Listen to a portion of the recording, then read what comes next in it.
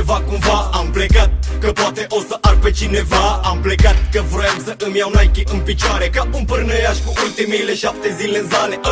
N-am plecat de bine, ține minte bine. Am plecat decât cu hainele după mine. Și-a trebuit să fac din răutate bine. Și cum o fi să te asculte lumea pe tine? Dar cum o fi să pierzi ce am pierdut eu până acum? Dar cum o fi să-ți duci părintele pe ultimul drum? Dar cum o fi să știi că nu ai scos niciun album? Dar Dumnezeu m-a ajutat și mă ajută oricum. Am pus pe foaie 10 sute de întrebări și am primit doar câteva păreri. Că am furat, am dat în cap sau că nu am clasă. Mânca mea-i pula să mi-o sugi, m-am întors acasă. Trebuie să plec, știu unde vreau să ajung, chiar dacă știu că drumul este lung. O să mă întorc la familia mea, că trebuie să am grijă de ea. Trebuie să plec, știu unde vreau să ajung, chiar dacă știu că drumul este lung. O să mă întorc la familia mea, că trebuie să am grijă de ea. O să fac ce știu, o să fac cum știu, cum îmi spune inima că destinul nu mi-l știu. Chiar dacă o să greșesc, e firesc, te rog nu judeca felul în care gândesc. Chiar dacă drumul pe care merg e greșit, e mai cinstit pe pielea mea să mă las o simt. Fără regrete vreau să simt că trăiesc, vreau să risc, nu nemulțumit să îmbătrânesc. De ce-am fumat, ce-am fumat, de ce-am furat, ce-am furat, de ce pula mea ne-am pus garda în cap.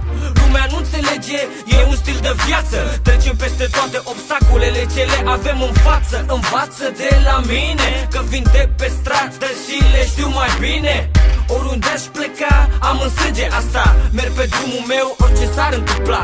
Trebuie să plec, știu unde vreau să ajung, chiar dacă știu că drumul este lung. O să mă întorc la familia mea, că trebuie să am grijă de ea.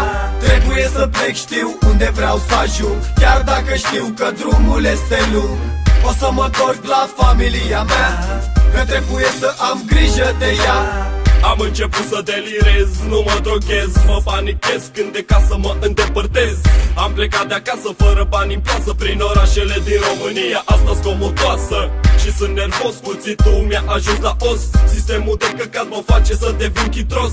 Trebuie să te duci în lume, ceva să miști, printre copii de părinți foști comuniști, printre prieteni alcooliști, foști activiști. Nu o să faci nimic acasă dacă nu te riști, dacă nu cânti, dacă nu muncești, dacă nu dai în cap, dacă nu frești cu mâna stângă plăcile pe pick-up. Vreau un film în care să mă bag la dracu și să uit de guvernul ăsta care îmi rupe capul. Și dacă n-am altceva, o să mă întorc acasă la familia mea. Trebuie să plec, știu unde vreau să ajung, chiar dacă știu că drumul este lung. O să mă întorc la familia mea, că trebuie să am grijă de ea. Trebuie să plec, știu unde vreau să ajung, chiar dacă știu că drumul este lung.